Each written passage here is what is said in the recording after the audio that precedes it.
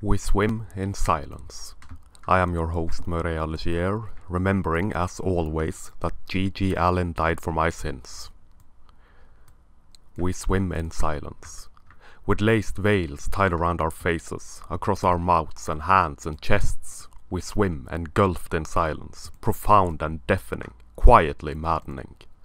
Waves crash at the shores of desolate desert islands, and we crash to the shores with them, ground into the coarse sand and broken shells of futures indeterminate. We swim in overwhelming silence, beneath skies clothed in iron underneath its flowing gown of silk and satin, beneath a moon of complex and dubious duality. Beneath the majestic majesty of translucent travesties, we sit and watch the bonfire at the beach, in whose magnificent flames our accumulated wisdom burns and turns to ashes, by whose flames our midnight campground is illuminated with pages of books floating by, ablaze, aflame, unheeded and unheard, accentuated by a loud death knell, not in mourning, but in celebration. We swim in exhausting silence. For ours is the vampiric era of censorious insanity. Ours is an age in which we must pretend we do not have a past upon which to build. An age in which we must do all we can to undermine accomplishments of days and days before our time and before our shadow showed itself. This is the age where all that is, was, and ever will be is considered offensive criminal offense, criminal neglect and superfluous ridiculousness. Ours is an age in which all that dissent from the proclaimed truth, who disagree with the dominant cultural narrative forged by culture war convenience, must be silenced, must be brought to their knees and suffer silent silencing by any means necessary. We swim in radiant silence, caught in opiate whirlwinds of fanciful fanaticism. We march with pandering, meandering, misplaced, misguided notions of altruism upon our brows and around our waists and wrists and ankles. We march with superficial knots tied around our necks, with tattoos upon our eyes and tongues and nimble fingers commanding, "Be malignantly virtuous, or else." We swim in washed-out silence, with gag orders forced down our throats from hastily scribbled pen-pal-like petitions to hinder and to halt and then to silence. A proclamation of continual dependence on fear and tribulation, a codependent tangling of the untangled social madness and hysteria at the dawning of the age of superficial identity politics. Through the bonfire we see, glassy-eyed and cold, manipulation of history, ruination of free-form discussion, wreckage of words and collapse of meaning, presenting only one side and making sure that only one side is seen.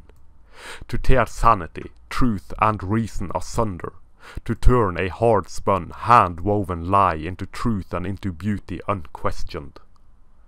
We swim in deafening silence, where it is considered better to censor history, better to burn and to ban and to eradicate literature than it is to suffer someone reading and learning on their own accord. Where it is better to bring all we see and all we built and all we gained crashing down in feral, wild and violent crash-bang booms than it is to learn from past mistakes which are naught but mistakes of the past. Better to view all of history and all of literature in deep black and white rather than learn from the negatives and build upon the positives. To view it in a much more nuanced light, stating, "This is what it was, this is how it is, we learned from this, we can learn from this as well." We swim in dilapidated silence.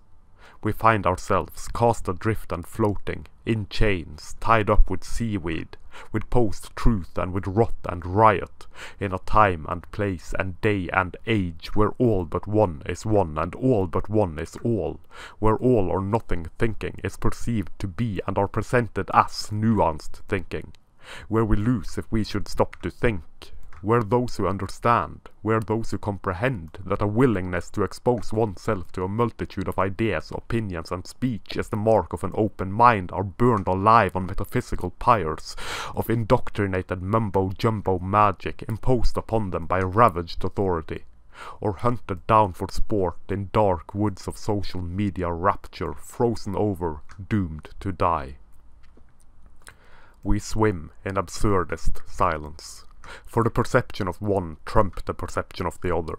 The perceived and subjective feelings of one trump the facts of the other.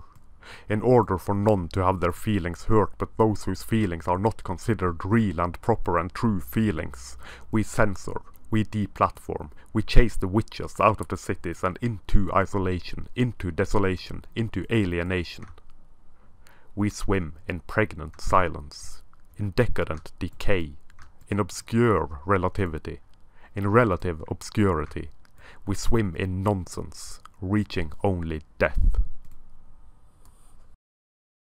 Thank you very much for watching. I hope you enjoyed this ramble as well as my other ramblings. Please consider sharing, liking, subscribing and all that jazz.